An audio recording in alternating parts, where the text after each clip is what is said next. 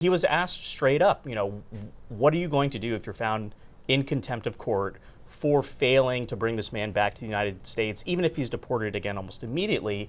And he said, look, I'm not involved in this decision at all. You're going to have to ask the DOJ lawyers about it, which is an interesting, stance to take when you're the president of the United States, even though you might not be checking all the boxes. You'd think such a high-profile case like this would have made it up to his desk. Welcome to Reporter's Notebook, where we talk to the Washington Examiner's top journalists about the stories breaking on their beats.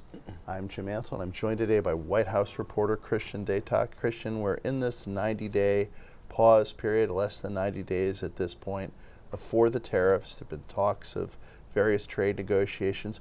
What's the latest happening right now? The latest is that we're still sort of in this holding pattern, Jim. We know Scott Bessent and the rest of the president's top trade advisors are engaging their contemporaries from essentially the 15 biggest U.S. trade partners. But as it stands right now, no one's put forward a deal that President Trump deems suitable to keep these lowered reciprocal tariff rates in place and forego the re-implementation of those hefty reciprocal rates at the conclusion of this 90 days. Now, Giorgia Meloni, the Italian prime minister, she was at the White House on Thursday, and she sort of looked at, among the European leaders, maybe the one who can get through to Trump the easiest because they are so ideologically aligned. And although Trump and Meloni said, look, we're optimistic about reaching a deal, Donald Trump was much more confident. He said 100% chance we'll get a deal with the EU. Sure. It's still up in the air because, look, the EU Trade Commissioner was meeting with Howard Lutnick and Jamieson Greer in Washington earlier this week, and all sides walked away from the table saying there is a significant gap and a lot of work needs to be put in, concessions given on both sides of this debate if we want to reach a new deal.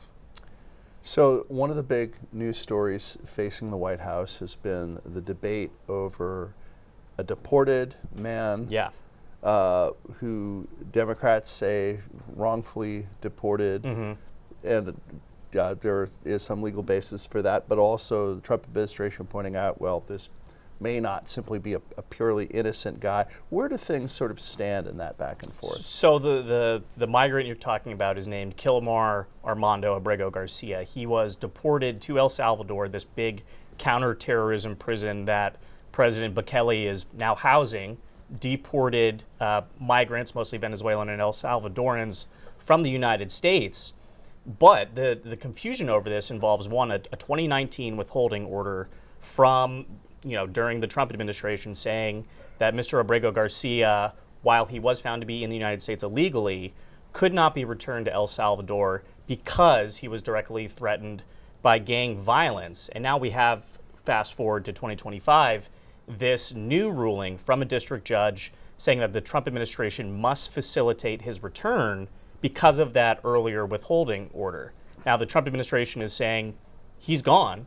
We're not going to do anything about it. Right. But that argument is slowly evolving as critics are claiming that the White House is going to be in contempt of court over this one specific migrant. Now they're shifting and saying, well, he could be brought back, but we're just going to deport him again to a different country other than El Salvador. So obviously this is a case where feelings are very heated on both sides of the issue, mostly because of how convoluted the decision itself was. Now, the Supreme Court did rule in this case, and the White House is saying they ruled unanimously with us. But that's not exactly true, because they ordered, or the ruling found that the White House had to facilitate Mr. Abrego Garcia's return, but that district judge overstepped her responsibilities by requiring the White House to deliver daily updates on his return. It's a mess, quite frankly, and it's one that I don't think we're going to see a resolution to anytime here soon. So the White House has upped, though, its messaging on illegal immigration in response to this whole controversy. They're bringing out the mother of a woman who was murdered by an illegal immigrant. The White House isn't really backing down here. They aren't backing down, but I noticed, again, in that meeting with Giorgia Meloni, the president did one of his sort of classic deflection techniques when he either thinks they're not standing on legal grounds or he just straight up doesn't want to touch an issue that's too hot for him right now. And he was asked straight up, what are you going to do if you're found in contempt of court for failing to bring this man back to the United States, even if he's deported again almost immediately? And he said, look, I'm not involved in this decision at all. You're going to have to ask the DOJ lawyers about it, which is an interesting, stance to take when you're the president of the United States. Even though you might not be checking all the boxes, you'd think such a high-profile case like this would have made it up to his desk. And let's not forget, he sort of bashed the press just earlier this week on this issue. So he's certainly aware of the developments, but might be trying to keep it at arm's length right now. Thank you, Christian. You can read Christian and the rest of our political team's coverage at washingtonexaminer.com.